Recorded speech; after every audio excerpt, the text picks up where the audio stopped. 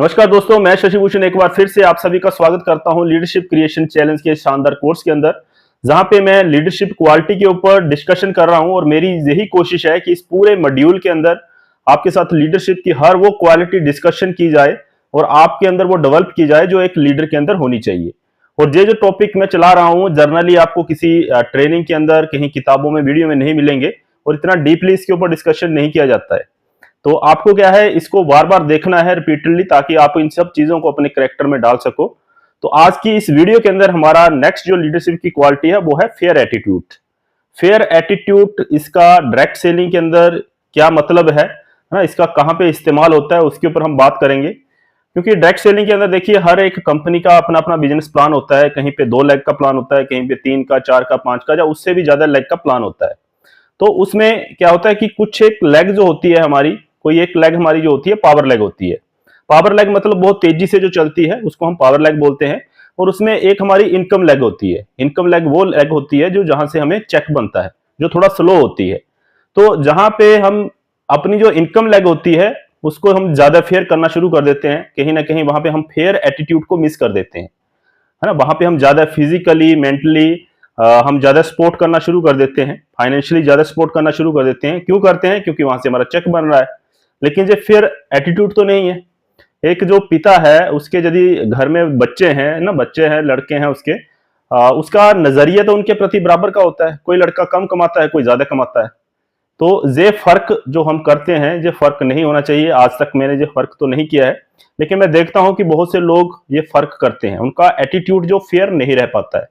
और जब वो एटीट्यूड फेयर नहीं होता है, तो जो हमारे टीम के लीडर होते हैं, है ना, उनको ये चीजें समझ आती हैं। आपको पता चले ना चले, लेकिन टीम के लीडर को ये सब चीजें पता चलती हैं कि यार हमारा लीडर जो है हमें कितना सपोर्ट कर रहा है, वो कहाँ पे जा रहा है, कहाँ पे मीटिंग कर रहा है, और हमें कहीं ना कहीं अवॉइड कर रहे हैं। तो फिर वो अपना अंदाजा लगाना शुरू कर देते हैं।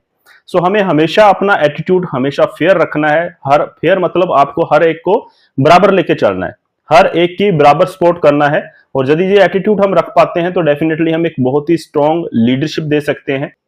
और अगर हम दोस्तों रेगुलर काम करते हैं, डेडिकेशन के साथ काम करते हैं, तो ये चीज भी समझ लीजिए कि हर 2-3 साल के अंदर जो आपकी पावर लेग है ना, वो कभी इनकम लेग बनेगी, कभी इनकम लेग पावर लेग बनेगी। तो ये चीजें चलती रहती हैं। इसलिए हमेशा हमारा एटीट्यूड जो है फेयर रहना चाहिए। भाई भतीजावाद हमें डायरेक्ट सेलिंग के अंदर ना ही लाएं तो बहुत अच्छा है। क्योंकि ऐसा होता है कि कोई ना कोई हमारी टीम के अंदर ऐसे होते हैं जो हमारे खास बन जाते हैं, है ना, जो हमारी हाम के अंदर हाँ मिलाते हैं। लेकिन आपको पता होना चाहिए कि यार हर एक बंदे को हमें बराबर लेके चलना है, किसको कितना सपोर्ट करना है, किसको किसको कितना सपोर्ट नहीं करना है। तो आपको ये चीजें अच्छे से समझ आनी चाहिए। बाकी ह्यूमन नेचर है ना, जो लोग हमारी हाँ में हाँ मिलाते हैं, हमारे जो भी चीजें हैं, तो अट्रैक्शन तो उस तरफ हो ही जाता है। लेकिन उस सब के बावजूद भी यदि आप अपना एटीट्यूड फेयर रख पाते हैं, तो आपका जो लीडरशिप है वो अलग ही लेवल के ऊपर जाएगी। तो फेयर एटीट्यूड हमेशा आपको रखना है।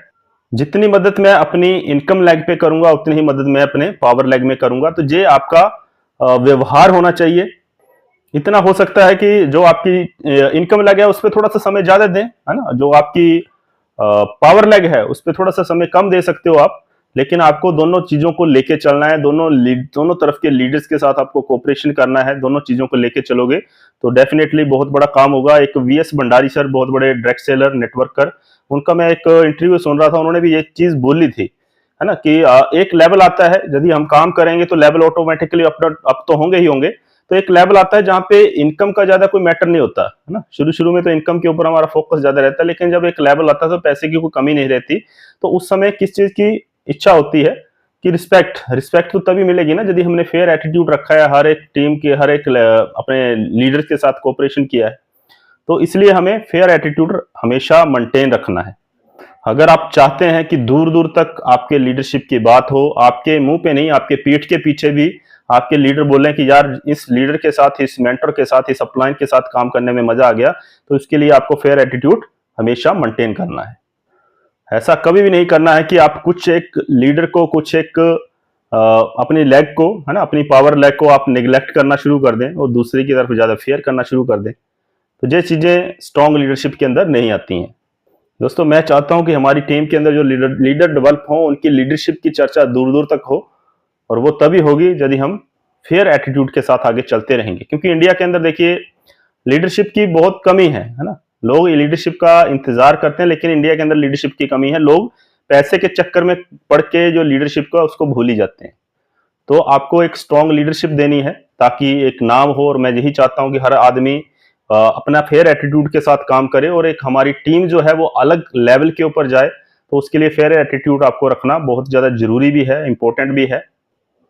और जो जितने भी मैं पॉइंट यहाँ पे लीडरशिप क्रिएशन चैलेंज के अंदर जो हम क्वालिटी के ऊपर डिस्कशन कर रहा हूँ, और ये सभी पॉइंट आपको अपने करेक्टर में डालने हैं। और यकीन मानिए यदि ये सारे करेक्टर के अंदर हम पॉइंट डाल लेते हैं, आप ही नहीं मैं भी डाल लेता हूं, तो सिर्फ इंडिया में नहीं पूरी दुनिया के अंदर हमारा नाम हो सकता है। लेकिन इनको अपने एटीट्यूड के अंदर, अपने करेक्टर के अंदर हमें डालना होगा।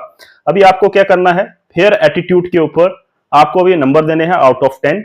आप फेयर एटीट्यूड के अंदर कितने अपने आप को नंबर देते हो और कहां कहां पे अपने फेयर एटीट्यूड को आप मिस कर जाते हो, है ना। कहां पे आपको लगता है कि यार मैं इस व्यक्ति की जो सपोर्ट नहीं कर रहा हूं, किसको करनी चाहिए थी उसको नहीं कर रहा हूं, और सिर्फ मैं अपनी इनकम लैग को देख रहा हूं। तो नंबर दीजिए। और कहां कहां पे आप अटकते हो फेयर एटीट्यूड को लेके, क्या क्या दिक्कतें आती हैं उसके बारे में भी कमेंट बॉक्स के अंदर आप लिख सकते हो, ताकि हम अपने लाइव सेशन के अंदर उसके ऊपर डिटेल से डिस्कशन किया जा सके और उसको बेहतर तरीके से हम आगे समझते हुए उसके अंदर डेवलपमेंट कर सकें। मुझे उम्मीद है कि आप इन सब पॉइंट को अच्छे से समझ रहे होंगे, अच्छे से वीडियो को देख रहे होंगे, और आपकी जिंदगी के अंदर ये बहुत अच्छा रोल प्ले कर रहे होंगे। और ये फेयर एटीट्यूड का पॉइंट भी आपके ना सिर्फ नेटवर्क मार्केटिंग कैरियर के अंदर, बल्कि आपके अन्य जो भी हमारे जिंदगी होती है, लाइफ होती है, सोशल लाइफ होती है, हमारी प्रोफेशनल के अलावा पर्सनल लाइफ होती है, वहां पे भी बहुत ज्यादा काम आने वाले हैं। मिलते हैं नेक्स्ट क्वालिटी के अंदर। कमेंट बॉक्स के अंदर कमेंट जरूर करें, अपने आप को नंबर दें, खुद को एनालाइज करें, क्योंकि एनालाइज करने के मौके बार बार नहीं मिलते। हम दूसरों को एनालाइज करते हैं लेकिन खुद को एनालाइज करना भूल जाते हैं। थैंक यू, मिलते हैं नेक्स्ट वीडियो के अंदर।